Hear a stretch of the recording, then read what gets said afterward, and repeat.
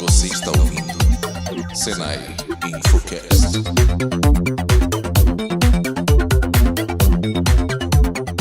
E aí, pessoal, tudo bem? A gente está aqui com mais um episódio do Infocast. Meu nome é Ricardo Gerbaldo e hoje a gente vai falar sobre o uso da realidade virtual na educação. Tá bom? Sério que eu não podia apresentar ninguém?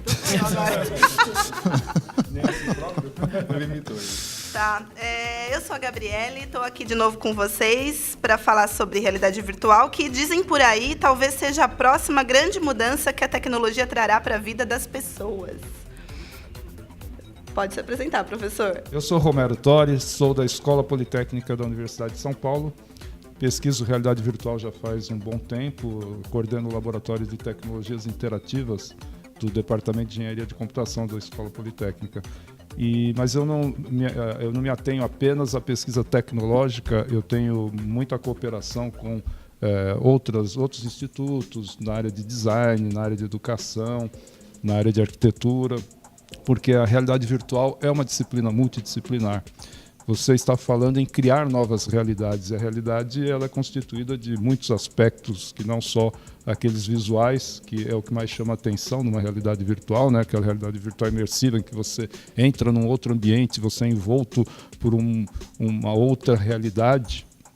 Mas por trás disso tem muito mais coisa do que só a questão construtiva do visual, né? Você tem toda a narrativa, você tem que, na área de educação, por exemplo, tem que haver um contexto, tem que haver um objetivo pedagógico por trás. A realidade virtual é, na verdade, mais uma mídia, assim como tantas outras que são utilizadas às vezes bem, às vezes mal na área de educação e em outras áreas também. Eu falo mais de educação porque é a área que eu sou mais próximo, estamos também no Senai, tem tudo a ver com educação, mas a realidade virtual tem aplicação em todas as áreas praticamente, então vai ser difícil alguma área profissional em que a realidade virtual de alguma forma não vá aparecer no futuro.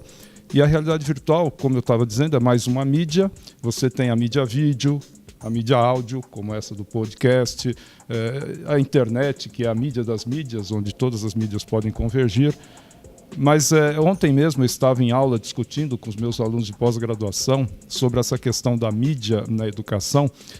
Existe um falso dilema de que a mídia influi na aprendizagem, né? Enquanto outros dizem que não há influência da mídia na aprendizagem, uma vez que a mídia é apenas um meio, ela transporta conteúdo, mas ela não deve interferir no conteúdo.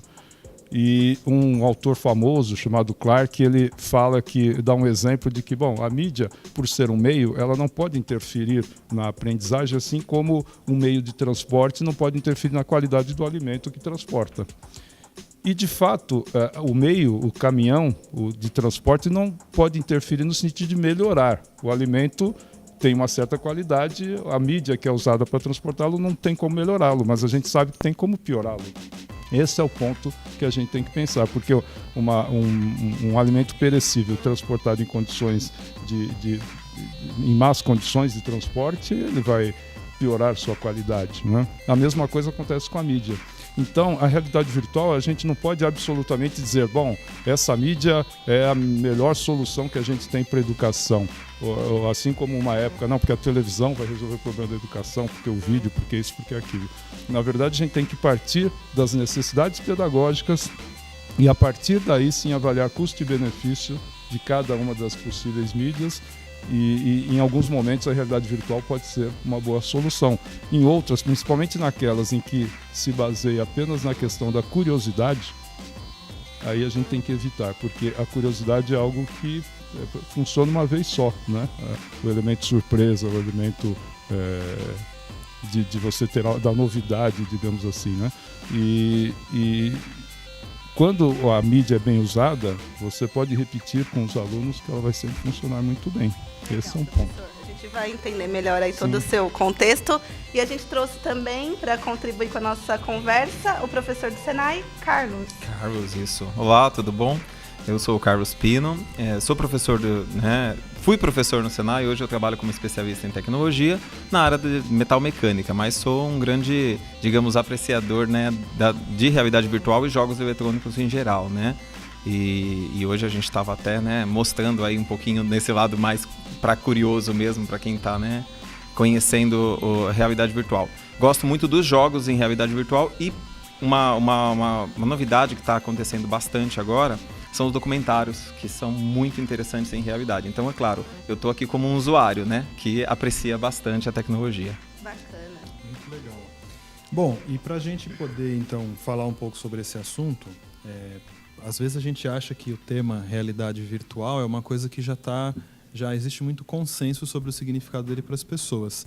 Mas eu acho que existe uma certa confusão, porque tem um outro termo que é a realidade aumentada e que ele tem relação, mas não é a mesma coisa. Qual que é a diferença entre esses dois temas, professor? Bom, então vou complicar um pouco mais, porque eu recentemente comecei a trabalhar com outro conceito que é de virtualidade aumentada. Mas aí você vai complicar muito, eu vou embora. Porque eu já não tô perdida. Ok, mas eu espero que vocês entendam, né? Vou tentar ser pedagógico, didático, melhor dizendo, né? Bom, a realidade virtual é quando você transporta a pessoa para uma outra realidade. E atenção, né? Muita gente confunde, a grande maioria, por sinal, de que virtual é algo que não existe. Tá? Então, na realidade, virtual é uma realidade também. Tá? Por isso que chama realidade virtual, senão não faria sentido o próprio termo, ele seria esquizofrênico. Então, é uma realidade virtual, criada virtualmente, por quê? Porque virtual significa potencial, significa algo que pode vir a ser. Logo, um arquivo de computador, que está lá nos arquivos do computador, que descreve um mundo virtual, ele é um mundo virtual em potencial. Então, ele é virtualmente um novo mundo. Quando você processa isso e cria um mundo de realidade virtual, na verdade aquilo é uma outra realidade, já não deveria nem ser chamado mais virtual. A gente continua chamando de virtual porque veio do virtual, veio de um arquivo virtual. A grande característica do que a gente chama de virtual é a reprodutibilidade e o baixo custo para você transmitir e reproduzir e executar esses novos mundos, né? Daí a grande vantagem, então, porque eu poderia, por exemplo, criar mundos físicos mesmo, mas aí o custo e toda a dificuldade de você criar essa outra realidade não seria justificável. Tipo um cenário da Globo? Por exemplo, uma Disneylândia, eu fui recentemente lá no Avatar, lá no mundo do Avatar, eles recriaram fisicamente o mundo do Avatar. Tá? Então é um mundo virtual também, mas recriado fisicamente. Né? Que é muito mais custoso, no muito caso. Mais custoso e muito menos flexível. Então, a realidade virtual ela não é necessariamente só digital, digamos assim. Não. Só essa experiência audiovisual. E por sinal, não se limita apenas ao audiovisual, né? Você pode ter outras sensações. Por exemplo, uma pessoa que não tem a visão, ela pode vivenciar um outro mundo virtual com sensações táteis e sensações auditivas, né? Você pode ter odores, você pode ter vários tipos de sensações criadas a partir de elementos virtuais, com a vantagem que, por ser criada computacionalmente, o custo é mais baixo para criar esse mundo, e tem que ter a característica da interatividade. Se você não, porque no mundo real você interage com o mundo real. Se você está no mundo virtual e você não consegue interagir com ele, isso não é realidade virtual, conceitualmente. Pelo menos academicamente a gente não chama de realidade virtual. Um jogo, um game, né, Carlos?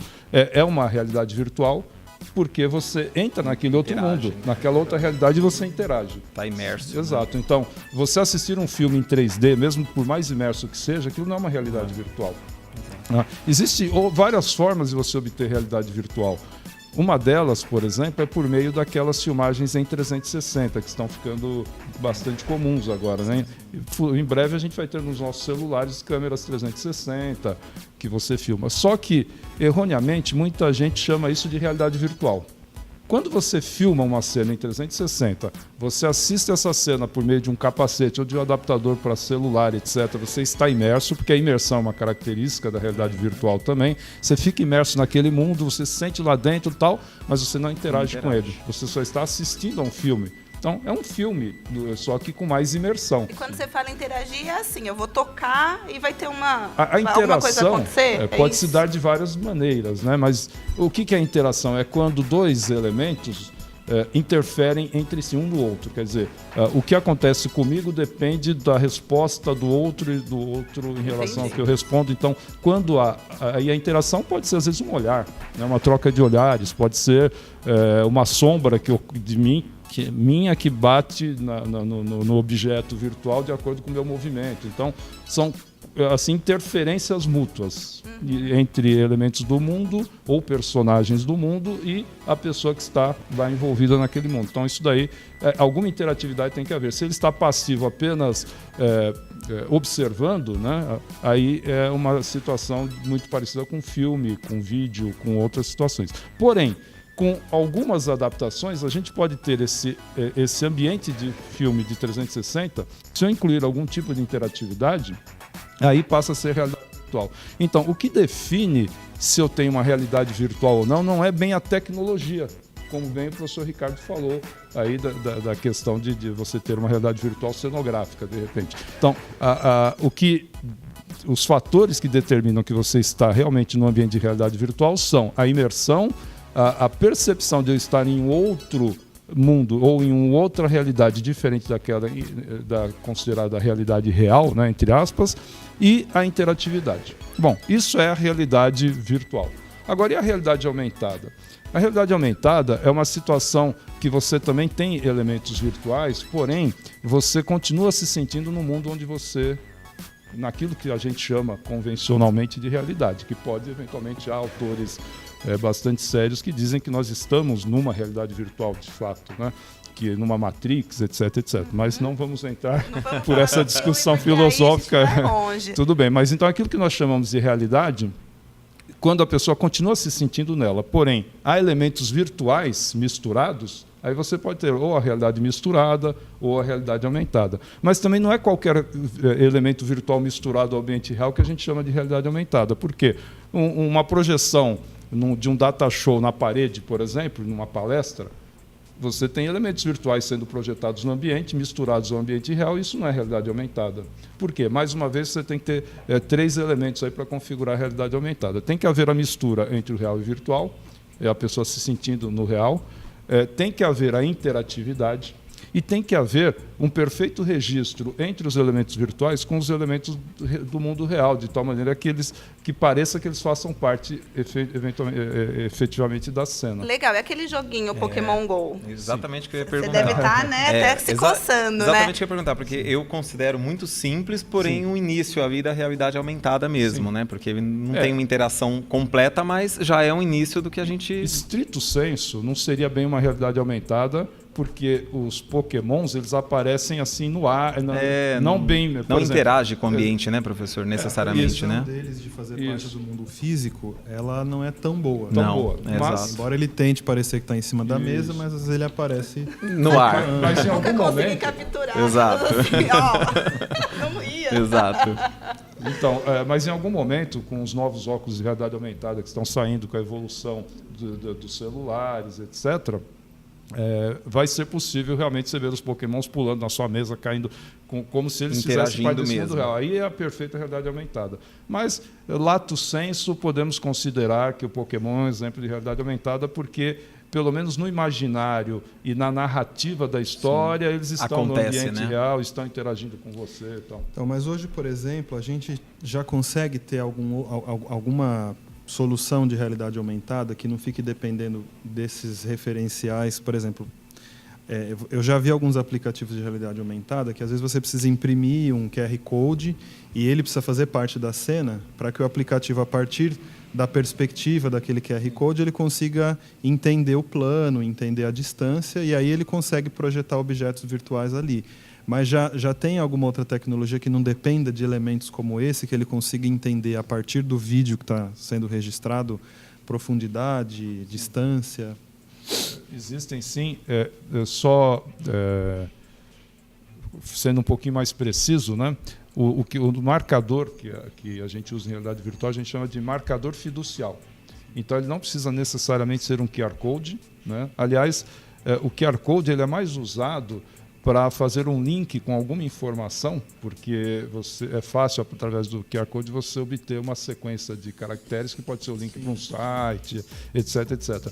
Mas o QR Code nem sempre é muito bom para fazer aquele processamento de imagem necessário para você identificar a pose, que a gente chama, ou seja, a postura, a forma como aquele marcador está em relação à câmera, que seriam os olhos do observador, né? Então, a gente usa marcadores no início da realidade aumentada, marcadores que eram desenhos, né, bem simples, sinais, que não podiam ser simétricos, porque se você usar um círculo, por exemplo, como marcador, se você girar o círculo vai continuar sendo círculo, você não percebe quanto ele girou. Então tem que ser uma figura não simétrica, com algumas características. Isso tinha que ser previamente ensinado para o programa, para ele saber, a partir da deformação que esse símbolo sofre em relação à câmera, dá para saber se está inclinado, quantos graus, com muita precisão, quantos graus está inclinado, em qual posição no espaço, e a partir daí fica fácil para a computação gráfica colocar um objeto 3D com a perspectiva do mesmo ponto de vista de se ele estivesse realmente na cena. E aí dá o registro, que é essencial para uma realidade aumentada, esse registro. Existem algumas aplicações, por exemplo, aplicações de realidade, que eles chamam de realidade aumentada no museu, que você vai no museu, tem QR Code na obra, você aponta o seu celular, aparecem informações sobre a obra. Isso não é realidade aumentada, isso é um sistema de informação que é geolocalizado, né? E que você aponta para aquela posição no espaço, então o sistema sabe para o que você está apontando e te dá mais informações sobre aquilo. Para ser realmente realidade aumentada, deveria aparecer alguma coisa naquela posição, sei lá, o quadro, se aparecesse uma setinha apontando dentro do quadro uma posição, um elemento informando aquilo lá do que se trata, aí já deu o registro, aí já é realidade aumentada. Mais uma vez, não é a tecnologia em si que diz se é realidade aumentada ou não, mas o conceito que está sendo trabalhado. Não é a mesma tecnologia, pode ser usada para a realidade virtual ou para a realidade aumentada e assim vai. Mas você perguntou se existem novas técnicas, né, que a gente chama de markerless, sem marcadores. Na verdade, sem marcadores visíveis. Uma forma bem simples de fazer isso seria pintar esse desenho com uma tinta visível apenas por luz infravermelha, por exemplo, porque as câmeras enxergam o infravermelho. Isso resolveria também. Mas hoje em dia, como os processadores gráficos que equipam os celulares, os computadores, os notebooks já evoluíram bastante, é possível fazer processamento de imagem mais sofisticado e fazer aquilo que os robôs usam hoje, né? Muito do que se usa em realidade virtual é aproveitado das pesquisas de robótica e de navegação autônoma, por exemplo. Os carros autônomos, eles têm que reconhecer todo o entorno, eles têm que saber onde eles estão, se o que está passando na frente dele é uma pessoa, uma bicicleta, e imagina analisar todas essas cenas por meio de câmeras e inferir do que se trata. Isso exige uma inteligência artificial bastante sofisticada.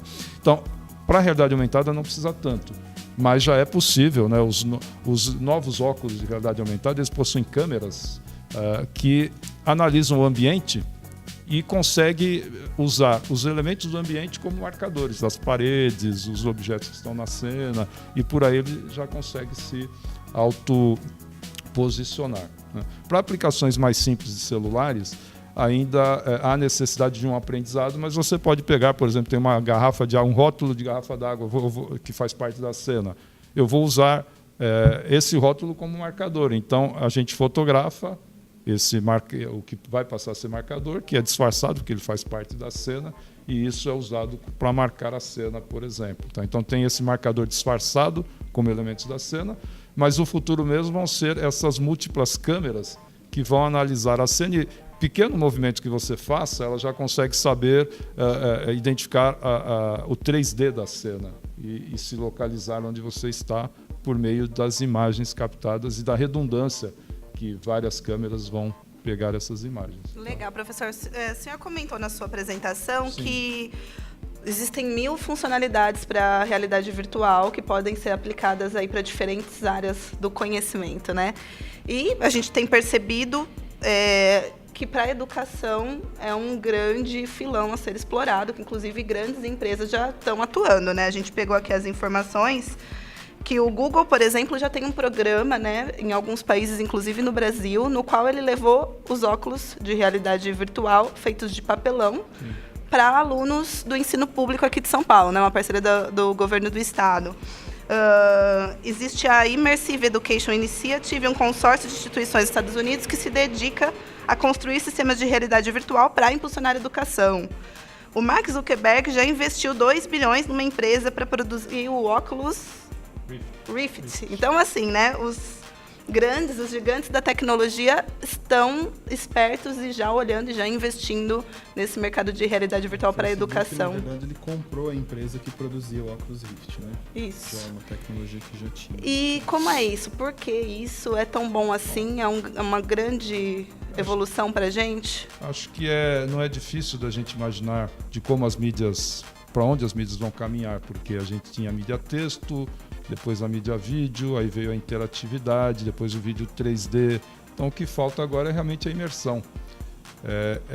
Não é à toa que o Mark Zuckerberg investiu em adquirir a Oculus Rift, que agora acho que nem chama mais Oculus Rift, acho que é só Oculus, né? E porque é uma tendência, no futuro as redes sociais tendem a ser imersivas, porque é aquela coisa,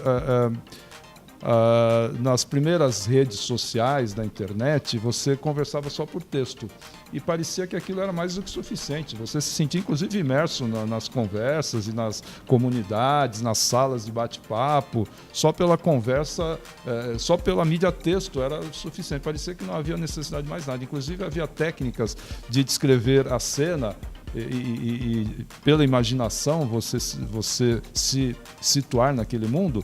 Agora você está na sala tal, a cor da porta é assim, a pessoa à direita está fazendo não sei o quê, né? Tinha toda uma descrição e as pessoas se sentiam naquele ambiente. Mas naquela época era totalmente inviável você ter o que a gente tem hoje, de você realmente ver em 3D e mais com o que a gente chama de agência de cabeça, né? Porque uma coisa é no cinema você ver a profundidade da cena em 3D, outra coisa com um capacete. Desde que o nome técnico seria capacete de realidade virtual. Mas como a empresa Oculus, com U no final, né, em latim, deu o nome de óculos para esse capacete, agora meio que as pessoas estão chamando de óculos de realidade virtual, mas nunca a gente chamava antes de óculos de realidade virtual, mas agora está virando. E isso, então, só para completar, o que acontece? Você, com essa cena, você se situa... me perdi, desculpa. A gente queria saber um pouquinho mais da educação. Sim, da educação, como que a aplicabilidade disso para a educação é muito bacana, é muito interessante mesmo. Isso. Então, retomando, eu estava dizendo que as mídias evoluíram e estão ficando imersivas e é por isso que o Zuckerberg investiu, né, nas redes sociais, porque é fatal.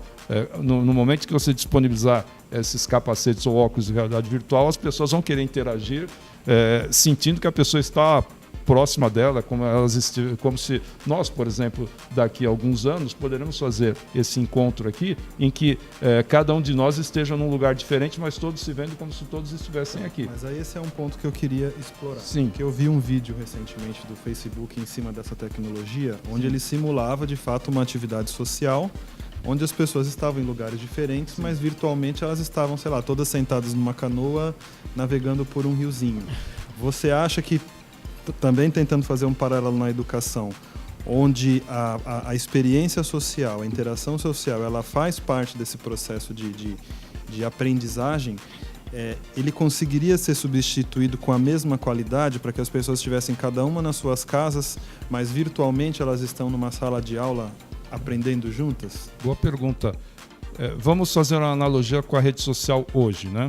Hoje eu me relaciono com colegas da época do fundamental, né?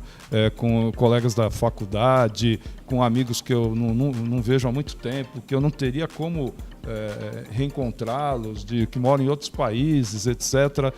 E, de alguma forma, quem usa bem a rede social consegue se aproximar mais, manter-se próximo de muitos amigos, de muitas pessoas, inclusive na área de educação, né? Você... por meio dessas ferramentas mais sociais, você consegue interagir de uma maneira mais emocional, mais próxima com seus alunos, etc. Agora, não dá nunca para substituir a presença real, aquela do contato humano, o calor humano, etc.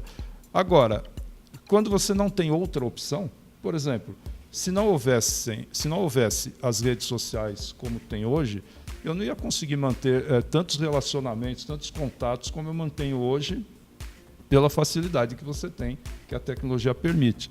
Então, ontem mesmo, nessa discussão que eu falei com meus alunos na pós-graduação, a gente estava falando sobre que realidade virtual pode ser usada para ensinar praticamente qualquer coisa, né? E com vantagens econômicas. Mas a vantagem em geral é econômica, é a vantagem do custo. Porque se você não tiver limitação de custo, de verba, por exemplo, o que é mais bacana eu usar como ferramenta pedagógica para os meus alunos? O Museu do Louvre virtual ou levá-los numa excursão para o Louvre real em Paris, né? Então, não tem comparação. É uma questão de possibilidade. Agora, né? É questão de viabilidade, de custo. Então, como eu não consigo levá-los pessoalmente, que seria o ideal, e que realmente a realidade virtual não consegue substituir, a outra opção seria eles olharem em fotos ou em vídeos. Aí sim, comparativamente a olhar em foto ou em vídeo, eles se sentirem dentro do museu, caminhar pelo museu, já é um passo adicional. É como se o senhor estivesse trazendo para eles o museu até eles, né? Exatamente. Já que eu não posso ir até lá, vem o mais próximo da realidade até mim. Mas, seria por exemplo, isso? Já que você está trazendo esse olhar de que esse tipo de tecnologia se torna viável quando o fator econômico é relevante, e na sua conversa inicial você também falou que você enxerga isso como um meio. Então, que não é a responsabilidade da realidade virtual melhorar o conteúdo que ela está transmitindo. Então, educacionalmente falando, você considera então que aprender por meio da realidade virtual não vai se tornar mais efetivo do que se você fosse aprender presencialmente. Por exemplo, um simulador nunca vai ensinar melhor do que eu mexer de verdade com um equipamento. Perfeito, você deu um exemplo ótimo. Eu costumo perguntar em minhas palestras se as pessoas andariam num avião pilotado por um profissional que aprendeu a pilotar à distância. E todo mundo, eu não. Eu falo, bom, mas que de outra forma você quer que ele aprenda? Já pensou ele aprender pilotando um avião de verdade? Né? Ele tem que aprender com simuladores. Para só depois que ele realmente está muito conhecendo tudo, ele pode ir realmente pegar um avião de verdade. Então, ele morreu pouco no simulador. Exatamente. Então, ele já é formado à distância. Então eu faço outra pergunta. Bom, tá bom. Então, piloto, ok. E cirurgia? Seria fazer cirurgia com um cirurgião que treinou à distância? Bom, aí também não dá, né? Cirurgia não dá. Mas é assim, né? Mas como que é uma videolaparoscopia? Uma videolaparoscopia, o médico está à distância, olhando num vídeo e controlando manoplas robóticas que estão, de fato, são elas que estão operando, ele só está manobrando. Direta, né? Se em vez de esse braço, esse cabo que conecta aos manipuladores lá que fazem a cirurgia, se esse cabo, em vez de ter 1 metro de comprimento, tiver 1 quilômetro, vai ser a mesma cirurgia. Ele vai estar vendo lá pelo vídeo do mesmo jeito. E não é difícil se fazer com realidade virtual uma simulação dessa cirurgia, de tal maneira que ele vai ver no vídeo como se estivesse com um paciente de verdade perfeitamente. Então, ele vai estar muito bem treinado quando ele for fazer a videolaparoscopia de verdade. Aliás, muito mais bem treinado do que se ele treinasse num corpo inerte, né, num cadáver, ou num animal que tem fisiologia muito diferente da do ser humano. E, eticamente, claro, não pode treinar num ser humano. Claro, nada substitui ele aprender fazendo cirurgia num ser humano Ao de verdade, vivo, mas certo? melhor que ele treine antes. Melhor que treine antes Que aí não com seja realidade em mim, virtual. né? Exatamente. Professor, você que trabalha aí na área de mecânica, né, aqui no Isso. Senai, você ama games e tem lá o realidade. super óculos, tal, todo moderno. Você imagina suas aulas tendo esse contexto, a realidade virtual ajudando seus alunos de alguma maneira nessa área específica? Olha, eu imagino várias áreas, né, não só na mecânica, porque eu sou bastante curioso, né, que a realidade virtual pode ajudar. Concordo plenamente com o professor Romero, acredito que não necessariamente substitua, mas pode ser uma maneira mais simples de levar até o aluno, né? Então, seja uma aula onde ele vai mexer em simuladores, eu trabalho com a área de CNC, comandos numéricos computadorizados, então, de repente, a gente para ter uma máquina que custa R$1 milhão para cada aluno é inviável, mas de repente uma simulação muito imersiva, eu acho que isso é muito válido, eu acredito que sim. Por exemplo, substituir uma etapa inicial sim, todo aquele de familiarização, com o equipamento, mas inclusive, ainda assim seria necessário ele também conhecer o equipamento, mas assim, inclusive naquela parte mais perigosa, né, onde acontecem os maiores erros, como mais ou menos deve ser, claro, do piloto, né, seja, né, um piloto de avião ou de fórmula. Professor, mas eu tenho 2 perguntas a fazer para o senhor, que é uma curiosidade. A realidade virtual, eu posso chamar ela de realidade paralela? Porque, como o senhor mesmo falou, o senhor deu até um termo, né? Realidade virtual e realidade real. Se é algo que eu vejo e eu estou imerso, eu acredito, eu posso chamar ela de paralela? Pode, não está errado, mas na área acadêmica e de pesquisa, é comum a gente evitar de ter mais do que um termo para o mesmo conceito. Entendi. Então, quer dizer, se a gente usar, estou falando academicamente mesmo, né, assim, num artigo, ora realidade paralela, ora realidade virtual, o leitor vai ser levado a imaginar que são coisas diferentes. Se eu estou usando... Porque na literatura técnica não há problema com redundância. É preferível você falar várias vezes a mesma palavra do que querer usar sinônimos, como no jornalismo, por exemplo, a gente costuma usar um sinônimo aqui e ali para não ficar sempre falando a mesma palavra. Pesado, tá. Mas num texto técnico isso pode confundir, porque é um outro conceito. Tá? Então, apesar de que uma realidade virtual é uma realidade paralela em termos de linguagem coloquial, mas tecnicamente a gente usa a realidade virtual porque é o termo aceito pelas comunidades que pesquisam isso. Mais uma pergunta, professor. Sim. Professor Romero, hoje, o que o senhor acredita ser o maior limitante da realidade virtual em várias áreas, na educação, nos games, num país como o nosso, por exemplo? O valor, porque a acessibilidade, a gente sabe que, né, não é tão simples assim. Ainda é uma questão tecnológica, porque a gente sabe que, né, hoje a gente tem computadores, games, celulares que têm alto poder de processamento, ou tem outros que a gente não enxerga e que o senhor pode compartilhar com a gente? Bom, o maior limitante é conteúdo, né? É o mesmo limitante que tem na área de vídeos na educação. Existem muitos bons vídeos educativos, mas poderia haver muito mais, né? Essa mídia ainda tem potencial para muito conteúdo de qualidade, só que é custoso produzir. Se é custoso produzir um vídeo, multiplique isso por 10 para produzir realidade virtual. Então, produzir bons conteúdos começa já a ser caro na hora de você fazer todo o roteiro, você precisa de especialistas, uma equipe multidisciplinar. Depois tem o custo de produção, que é altíssimo. Também. E você depende de profissionais de várias áreas, designers, artistas, roteiristas, programadores. Né? Então, se você comparar com a indústria de games, por exemplo, né? Você que conhece, né, Carlos? Riquíssima, né? Veja o budget, o orçamento de produções de games que fazem sucesso. E, além disso, existem alguns que fazem sucesso, que investem milhões e perdem também, porque não dá certo, não pega. É muito difícil, é como produzir blockbusters de Hollywood, né? Tanto que é tão custoso que as produtoras acabam fazendo sempre mais do mesmo, porque tem medo de errar, difícil tentar ser mais assertivo, uma fórmula diferente. Então, o retorno também não é lá essas coisas, porque infelizmente o investimento em educação não é tão grande, né? Quanto deveria ser. Então, isso em nível mundial, não é só Brasil, quer dizer, se investe muito mais na indústria de entretenimento, porque dá muito mais retorno do que em educação. Então, o grande vilão, eu acredito que não seja o custo do hardware, porque televisão era cara algum tempo atrás, as escolas equiparam. O data show era uma coisa muito difícil de se ter. Hoje, praticamente todas as escolas têm em cada sala de aula um data show.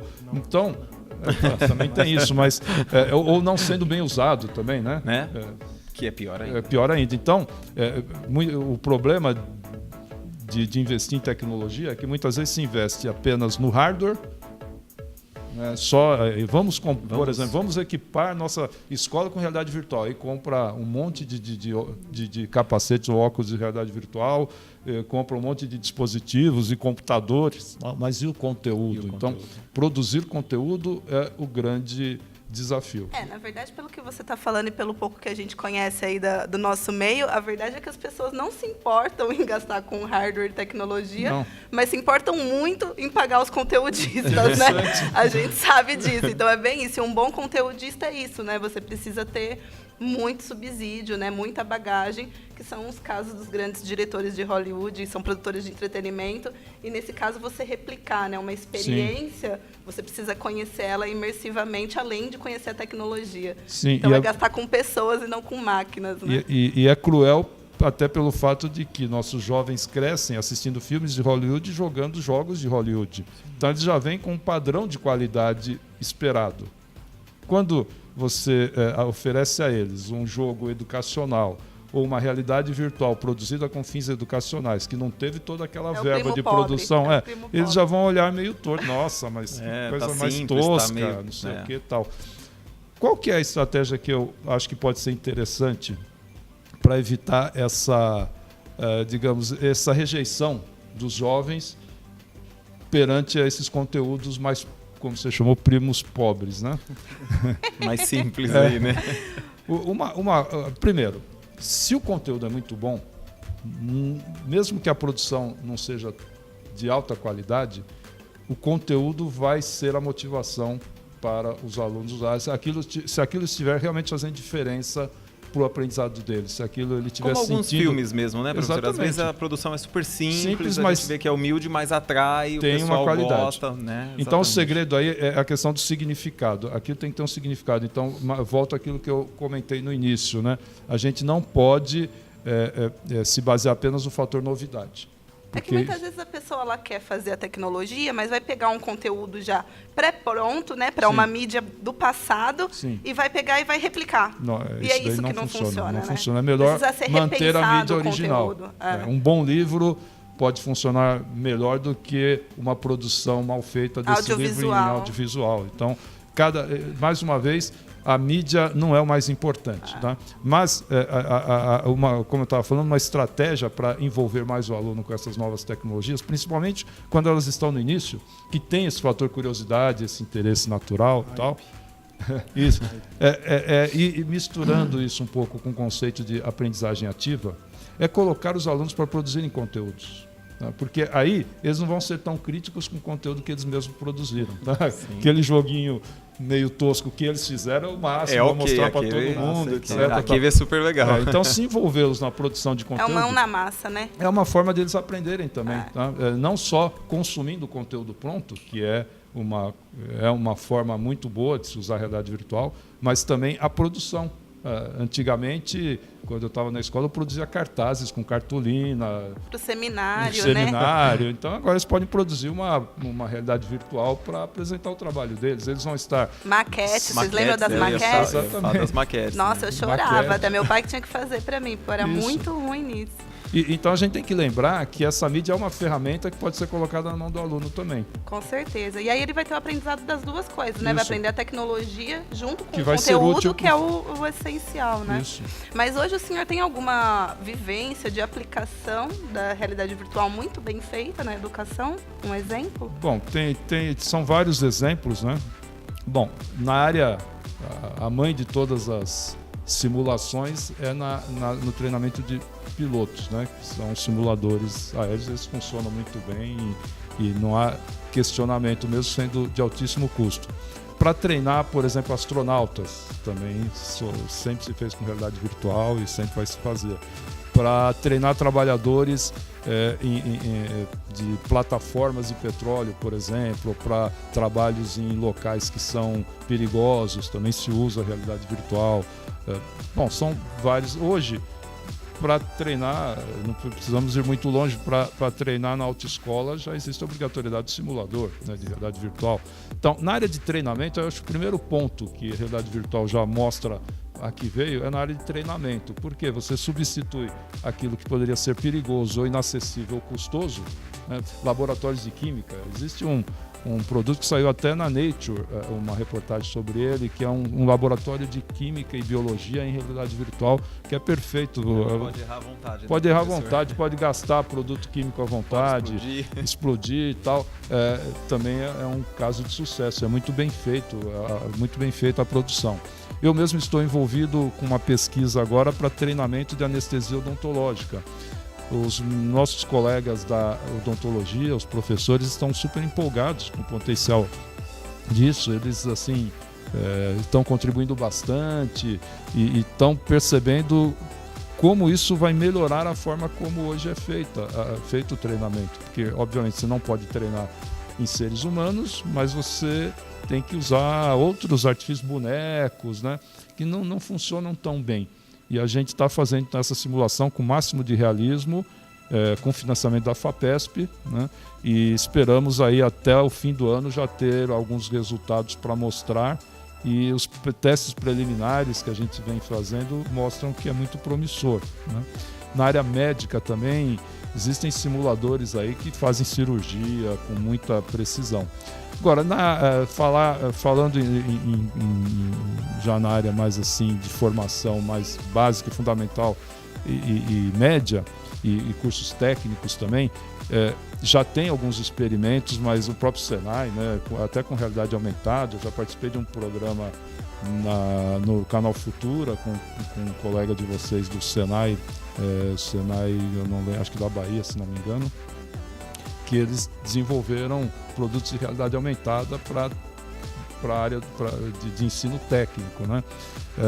Existem algumas ações que estão começando, mas ainda não está tão disseminado como outras mídias, né? E na área mais de formação básica, eu sou um super entusiasta da realidade virtual, da realidade aumentada, mas eu chego a questionar até que ponto é necessário, porque na formação mais de ensino fundamental, você tem que desenvolver habilidades motoras, habilidades sociais e uma série de habilidades que, com os elementos do dia a dia que você tem, um jardim, um banco de areia, brinquedos e outras coisas, não faz sentido você substituir isso por realidade virtual. Não precisa. Você não precisa levá-los ao Louvre, não precisa levá-los a Marte, né? Eles nem absorvem uma informação. Exatamente. Dessa. Falando em levá-los a Marte, eu vi uma experiência muito bacana que leva os alunos a Marte. Eu não lembro aqui a escola, vou ficar devendo, mas se alguém depois quiser saber mais sobre isso, pode entrar no meu blog. No Google vai achar Viagem a Marte. No meu blog, romerotori.org, eu coloco lá essas informações. Como que foi essa viagem a Marte, né? Os alunos sobem num ônibus, as janelas são telas de realidade aumentada, digamos assim, que mostram com qualidade boa o mundo externo. De início, mostra o mundo externo onde eles de fato se encontram. Aí depois eles vão viajando e aí esse ônibus chega em Marte e aí eles começam a andar com ônibus na superfície de Marte. É um exemplo de realidade aumentada, aí no caso, não é realidade virtual, né? E bem aplicada, que transporta os alunos para outro mundo e consegue ensinar coisas... Um pouco de criatividade. Um pouco de criatividade. Então, existem assim, muitos exemplos de ações bem-sucedidas, isso é só o começo, né?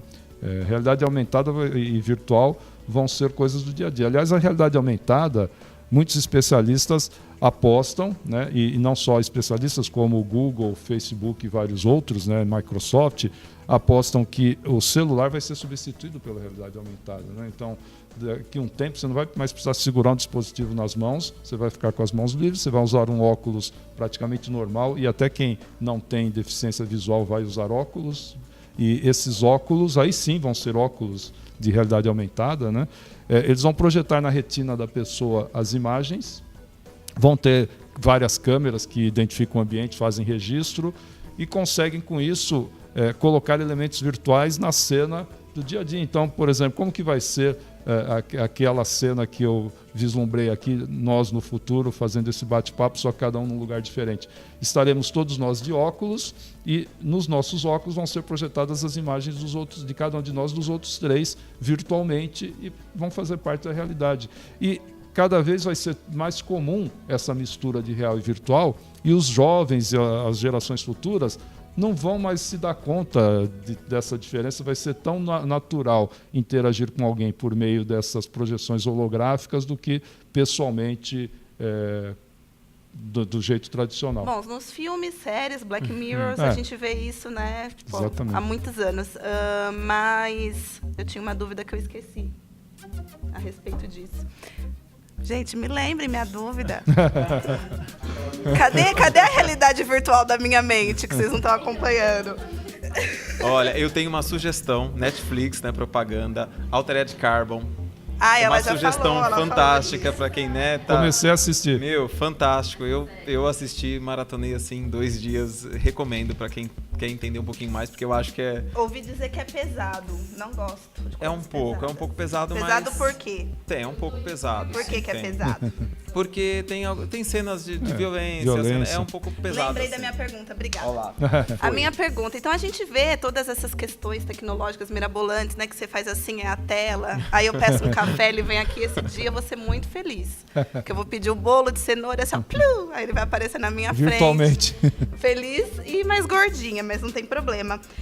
A questão é quantos anos, professor? Quantos anos pra gente começar a ver essa evolução? Porque hoje o que eu vi, por exemplo, quando testaram aqui hoje um óculos desses, que é um negócio tipo imenso, que a pessoa fica parecendo um João bobo, né? Tipo, olhando para um lado para o outro, porque tá vendo alguma coisa lá que ninguém tá vendo. Mas hoje isso é muito fora da nossa realidade, né? Quantos anos o senhor acha que a gente vai ver coisas muito mais palpável, como hoje o smartphone, que não era previsto há pouco tempo, né? Quantos e se nós pensarmos 10 anos atrás, já como que eram os smartphones e como evoluiu, né?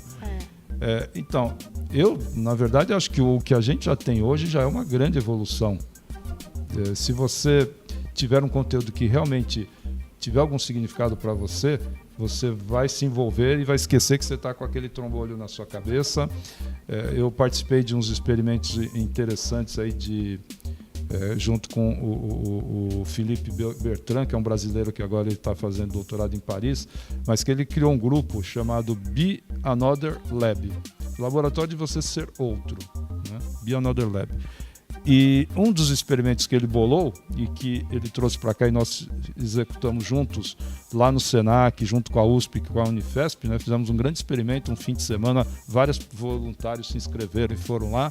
Nesse experimento as pessoas trocavam de corpo, usando esses óculos, que eles esqueciam que estavam com esses óculos, porque havia câmera na cabeça, no peito, na verdade, de ambos, um mostrando a visão do outro. Então, sim, aí ele começa a ver os braços da outra pessoa. Uma delas era ator, né? Então era um ator imitando os movimentos. Então se ele subia a mão, o ator subia também. Então ele começava a se ver no corpo do ator ou da atriz, porque havia troca também até de gênero. E aí chega uma hora que ele esquecia. E aí era chocante quando a gente pedia para ele se virar de frente para o outro, e aí ele se via a si próprio e cumprimentava a si próprio. Então, mas a gente comprovou, tem um artigo internacional aí que está bastante citado, algo que já era conhecido e esperado, mas a gente fez mais um experimento e comprovou ainda mais a facilidade que o cérebro tem de se adaptar a mudanças no seu corpo, né? E a se sentir em outro lugar. E um pouco no Altered Carbon tem essa questão da pessoa, a mente dele ir para um outro corpo, etc. Isso é aceito. Ou seja, nosso DNA já é preparado para essas adaptações. Nossa, isso é incrível para a gente falar de empatia, de coisas muito mais interessantes que tecnologia. E aí o Felipe, ele gosta muito dessa questão de empatia, e ele fez um outro experimento mais impactante ainda. Esse eu não participei, mas eu vi a reportagem que saiu na TV Globo sobre isso, que ele fez no Rio de Janeiro. Ele, usando câmeras 360, ele filmou sob a perspectiva, o olhar de primeira pessoa de uma mãe que perdeu um filho, que foi morto pela polícia, etc., no quarto do filho. E ela descrevendo, falando e tal. Aí, na hora que ela, por exemplo, fala da bola do filho, né, entregam a bola para ela, né? Alguém que a filha talvez esteja lá, ela pega a bola e vai falando, vai lembrando. Aí essa cena toda gravada, ela é reproduzida num experimento em que a pessoa senta, veste e se sente no corpo dessa mãe e ouvindo a narrativa dela. Na hora que, por exemplo, que ela no vídeo recebe a bola, alguém um monitor lá do experimento e dá uma bola de verdade. Então ela segura uma bola de verdade. Aí tem uma hora que tem a foto do filho, alguém dá uma foto para ela sentir o papel também, etc, etc. Bom, mas é difícil quem não chore ao participar. Eu já estou aqui emocionada de ouvir, mas eu sei que tem pessoas que precisam disso para se colocar no lugar do outro. Aguardemos. A repórter que fez a apresentação Incrível. no programa ao vivo começou a chorar ao lembrar da experiência que ela teve. Então, assim, o potencial de você fazer experimentos com empatia, com várias outras coisas é muito grande. Então, nós já estamos hoje com uma tecnologia que já é uma quebra de paradigma, já permite a gente vivenciar outras realidades, vivenciar a realidade do outro, e ela ainda é um pouco incômoda, né? Já não causa tanto enjoo como causava antes, mas ainda tem pessoas mais sensíveis que têm problema de enjoo, mas tudo isso está sendo trabalhado, né? Para ficar, vai chegar um momento, sei lá, eu calculo, você quer uma data, é difícil a gente chutar alguma coisa. Vai marcar na Mas agenda. marca aí, daqui 10 anos, 10 anos me estarei convide viva. para uma conversa em que a gente Combinado. já vai ver que os óculos vão estar bem mais leves, provavelmente já vai começar a haver algum substituto do celular, já muitas funcionalidades vão poder ser feitas com esses óculos leves e muitas aplicações de telepresença já vão ser realidade a um custo de celular de hoje, tá? Então é um chute que eu faço, porque a gente está num momento de aceleração do desenvolvimento tecnológico, né? E essa aceleração provoca também, porque como você tem mais tecnologia de realidade virtual, você consegue produzir novos produtos também mais rapidamente. Aí você consegue ter mais inteligência artificial que gera mais produtividade e assim por diante. Então, a tendência é a cada 10 anos haver alguma quebra de paradigma, eu imagino. Perfeito, professor. Então, pessoal, daqui 10 anos estaremos Marca nessa na mesma agenda. mesa, nesse Não, mesmo na verdade, nós bate-local, não, né? Eu espero, virtualmente. sei lá. Não, talvez Estar cada na um minha casa. num lugar Talvez cada um, paradisíaco, exatamente, né? Né? Vendo uma praia maravilhosa isso, virtualmente. E a gente se encontra ou numa não. sala. Se a gente fosse encontrar aqui pessoalmente é porque não deu certo. É porque não deu certo. Aí verdade. você já pode chegar e falar assim, bom, então, né? 10 anos não Estamos aconteceu, aqui estou aqui para entender o porquê. Então, Não. quero motivos, Quero razões, explicações. circunstâncias. Quantos anos de pesquisa na área, professor? Eu? É. Ixi, eu comecei computação gráfica, eu publiquei Não tinha nem nascido eu publiquei um livro de computação gráfica, Fundamentos de Computação Gráfica, foi um dos primeiros em língua portuguesa em 87. Eu nasci em 87, ó. Pessoal, então, super obrigada. Professor, foi super incrível. Acho que daria pra gente ficar aqui Horas. devaneando sobre vários temas. Muito, muito interessante. Obrigado, Gabriela. Obrigadão, professor, Obrigado. por vir agregar. Traga umas ideias pra gente desenvolver, né, Ricardo? Coisas incríveis pro Senai. Sim, Vamos conversar, talvez a gente consiga, inclusive, trazer algumas ideias para os alunos. Acho que é sempre o... E quando quiser falar de virtualidade aumentada, também estou à disposição.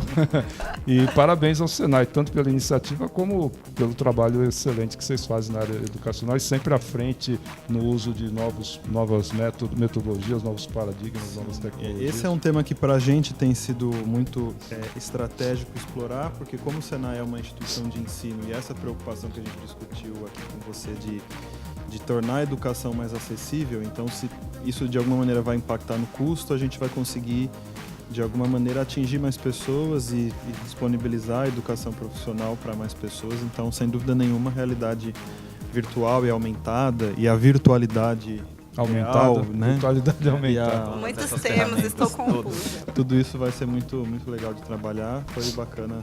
Ok, nossa foi conversa um prazer. aqui. Obrigada, pessoal. Obrigada a quem ficou aí nos ouvindo esse tempo todo. E até a próxima.